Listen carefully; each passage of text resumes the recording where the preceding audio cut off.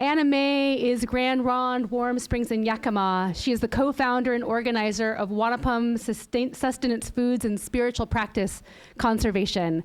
And she'll be speaking about the unprecedented commercialization of huckleberries and other sacred medicines. Thank you, Anna Mae.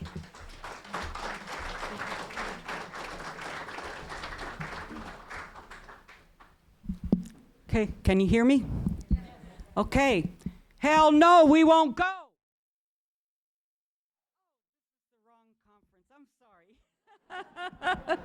How about hell no, we won't sell? Okay. Thank you for that introduction, and I'd like to thank the organizers of this event today. Thank all the protesters yesterday. My name is Mae Leonard. I'm from the Clackamas Band of Chinook, Kaupuya, Wishram, Klickitat. Those are Columbia River tribes. I'm enrolled Grand Ronde, but didn't live there. I follow the Warm Springs and Yakama ways. I'm the co-founder. Maybe some of you remember our battle with Nestle and Cascade Locks for Oxbow Spring, yeah. I'm the co-founder of the Wanapum fishing people against Nestle, and we won. Yeah, we won, yeah. Sometimes we win. And I want to acknowledge, though, the environmental groups, Food and Water Watch, the Cascade Locks Water Alliance, and BARC. They battled with Nestle for 8 years. 8 years, yeah, thank you, if any of you are here, yeah. And before the tribes even knew about this, we didn't even know about our spring, our precious spring that was about to be commercialized.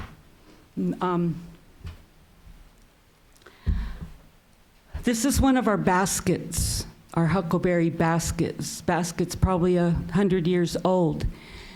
I want to show you what an empty basket looks like. This is what an empty basket looks like.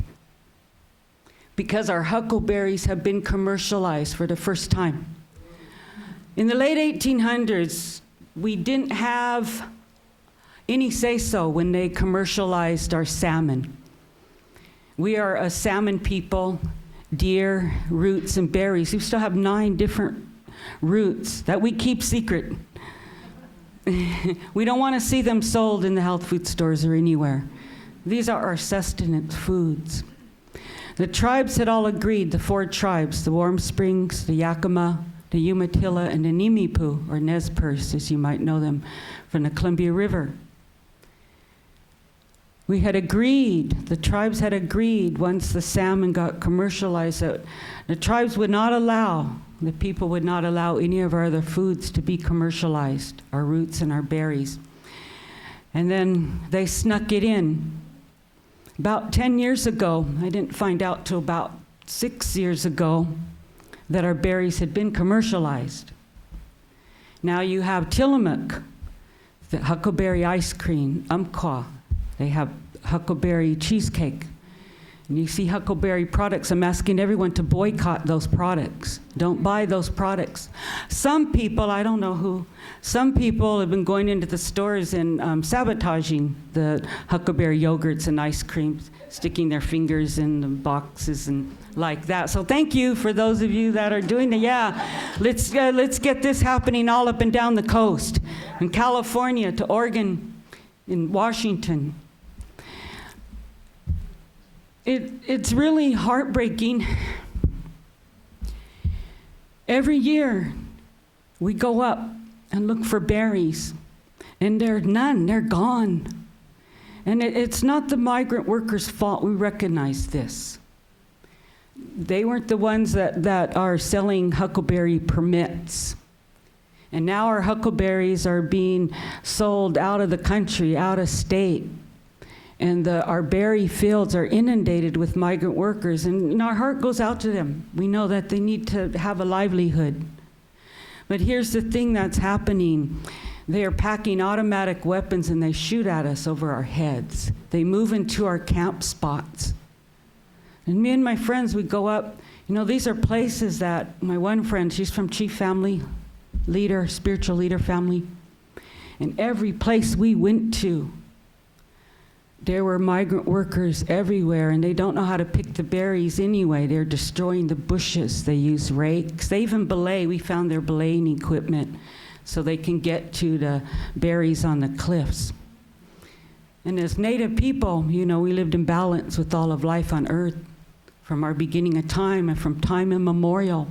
We've been gathering these foods, our sacred foods, to sustain our lives.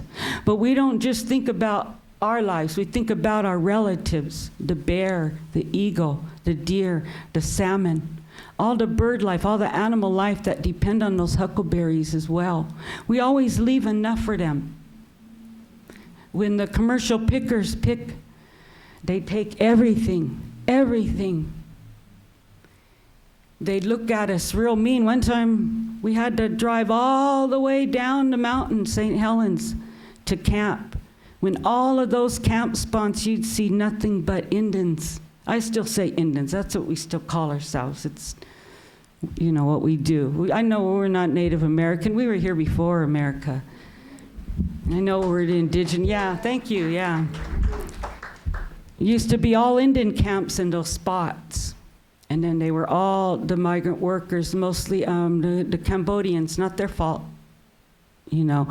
We've talked about maybe going and talking to them in their places of worship and whatnot as part of our work here to save our berries. When we drove through all of the camp spots, the migrant workers there pointed their automatic weapons at us. They looked at us real mean and real threatening. So we had to drive down the mountain and find a camp spot. They follow Indians. They know our eagle feathers, our cars like that, and find our spots. And they go in there and they take them all. The first time ever, there was no huckleberries on the table in our longhouse for our ceremonies. That has never happened. They shot at one of our chiefs and his wife and his family, his grandchildren. They shoot over our heads.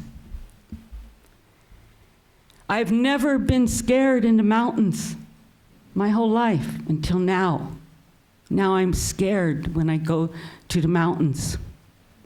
We spend hours and hours, $300 we spent in that one trip and didn't find any berries. They're gone. They're in Tillamook ice cream. Call Tillamook, Umpqua. Let them know. Let the Forest Service know. Stop selling huckleberry permits. The Mount Hood Forest Service, they don't sell them. That's just the Mount Hood district, out of respect for our tribes. So thank you, yes, thank you, Mount Hood. Let them know. And they've offered extra security because we're getting ready to do our own security, and I really don't want that to happen. It's the Forest Service job. They need to stop selling our the permits to gather our sacred sustenance foods. There's a law called, maybe some of you know about it, the Lacey Act, that prohibits the interstate trafficking of forest products. So we need to call on that to enforce that law for Oregon and Washington. I just know the Forest District, Mount Hood Forest District doesn't sell permits, but that doesn't count the rest of Oregon. He couldn't give me an answer on that. But in Washington, they do. Now, maybe some of you know that I did 2 5-day fasts with no food and water to protest Nestle, and that's what I'm ready to do for our huckleberries. I may do it this spring, or I may this fall, or I might wait till winter. We'll see how if they're ready to start respecting our sacred way of life, respecting our sustenance foods. Now, Tillamook is funny. Okay, Tillamook said, well, we don't buy our berries from Oregon and Washington. We get them from Quebec, from Canada. Sister, are there huckleberries in Quebec? And And then he goes on to say, does that make a difference? I go, no, sir, it doesn't make a difference. You are advertising, you're using the word huckleberry. So you are commercializing the huckleberry. It doesn't matter where they're coming from. And why do you buy them from way over there? But, whatever. And then he goes on to say, well, they're not really huckleberries, he says. They're a species of blueberry, so false advertisement. So is this what you're saying, sir? And he didn't know what to say about that. So when you make your phone calls to Tillamook, call them on that. Okay, are they huckleberries or are they not? Because either way, you lose, though.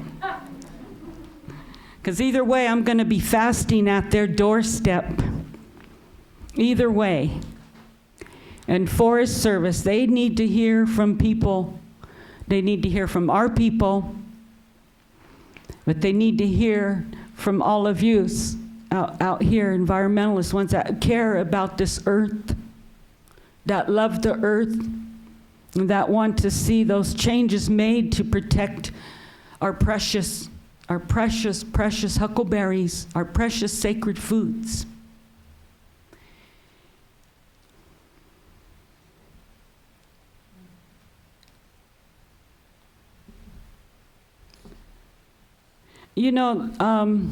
Our ultimate goal is to stop the permits.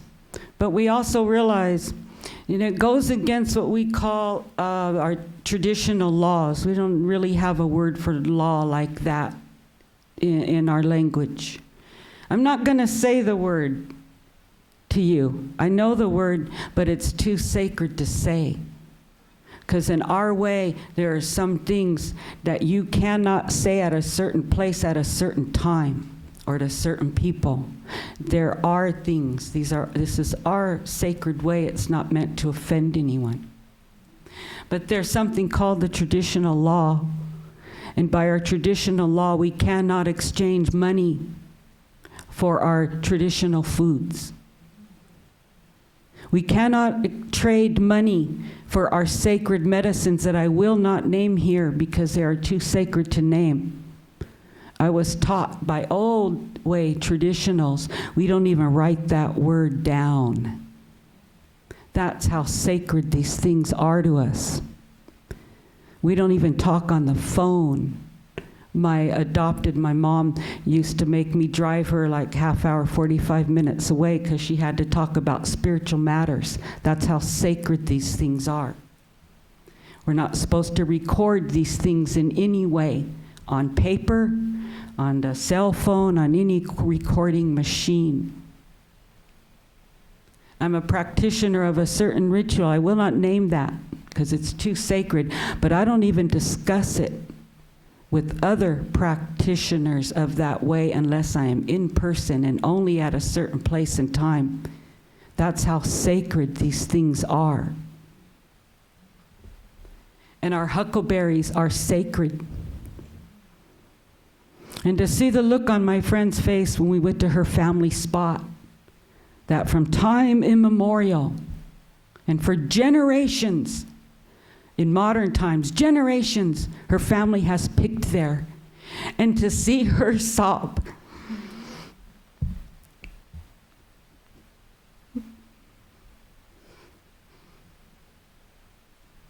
It was really hard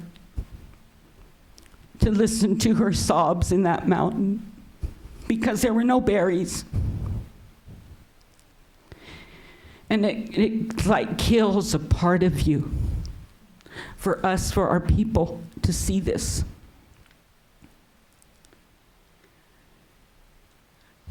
And to see the looks on the people's face in our longhouses. And there's no berries. My friend's son's funeral, there were no berries on the table there for his funeral. And next, then they'll go after our roots. They'll be into health food stores.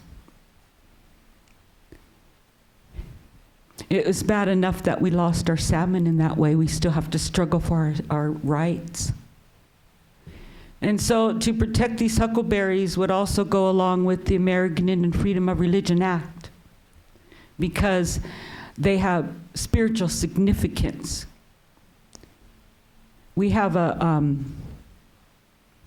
ceremony that we have to do all day long before we can go get those berries. We don't just walk out there and go get those berries. We have to take care of things in a certain way before we can do that. That's how sacred these things are, and the same with our roots.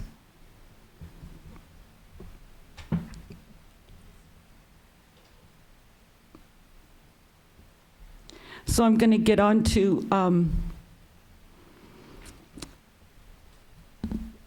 I got arrested on the 19th of August by my own tribe in Grand Ronde on our powwow grounds. I was dressed in full regalia, my shell dress, my patlapa hat, and moccasins, everything.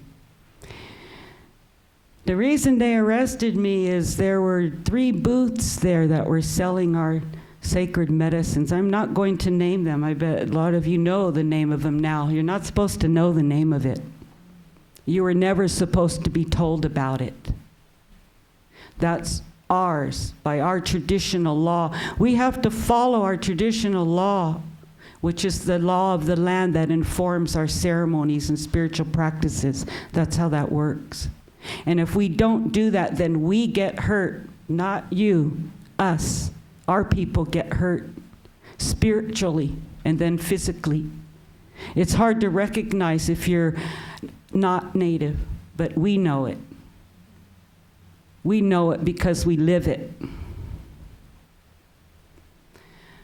So in Portland, unless there's something I don't know about, we did stop the health food stores from selling these sacred medicines. Thank you, yeah, thank you, yeah.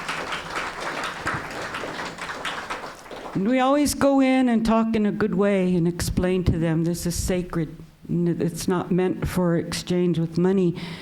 And but after we say that nicely one time, then we're done with that. Then we go in and we take that medicine. It's going out with me. I'm taking it right now. And that's what I do. Yeah. It's all they'll listen to. But most of the time they understand. Most people are like, oh, I'm so sorry, you didn't know. No one told me. And that is the problem. If you don't know, you don't know. But once you know, and some people will argue, they'll argue with me about it. But I've had enough to say. I already said what I'm saying. Now it's time for action. I talked nice once. So I talked to the booths. One was a raffle booth. They were actually raffling this sacred medicine. And I remember a time when no one knew about this medicine but our own Indian people. You would never see it for sale, ever, not anywhere. And so to see that change happen right before my eyes, to see Netflix, they have it on Netflix. Amazon selling it by the boxful, and now one of the plants is going extinct. Do not buy it. I believe you know which medicines I'm talking about because they'll have it advertised as native, spiritual, something or another. But I'm not going to name it here because that's how sacred it is. So the kids, the young teens at this raffle booth, and I talked to them in a good way, but this is how assimilated the Grand Ronde tribe is. They really related to me like a non-native person would. Oh, well, that's just your opinion. Oh, well, we'll agree to disagree. Oh, well, it was very humiliating. And I talk in a good way. We have to do that, explain things in a good way, that these are sacred and they're not for sale. And you're also violating a federal law, the American Indian Freedom of Religion Act. So we realize that law needs to be revised, the wording, because our sacred medicines need to have the same protection as our eagle feathers. You cannot have an eagle feather. You have to be an actual native, an enrolled tribal member. You cannot sell or buy those eagle feathers. And that's the kind of protection we need to have for our sacred medicines, and that's the ultimate goal of that. So, yeah, thank you, yeah. So the next thing I know, here comes the tribal cops. And they said, my tribal council ordered my arrest. I either get arrested or leave. I never rose my voice, not once. I didn't cuss. I didn't rant. They were getting mad at me. The vendors, non-natives. Oh, one was married to one of our tribal members, but so I chose to get arrested. Well, put the cuffs on. And I got arrested, and unfortunately, our tribe doesn't have a tribal court for adults, so I was taken to Polk County, Dallas-Polk County jail. And they treated me with more respect and dignity than my own tribe did.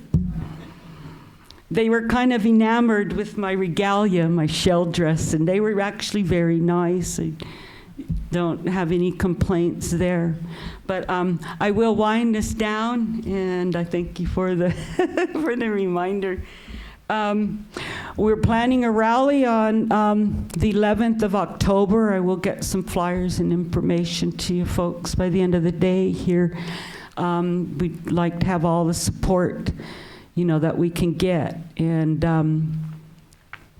if in doubt about our medicines and things, oh, should I buy this? Should I? Just don't do it.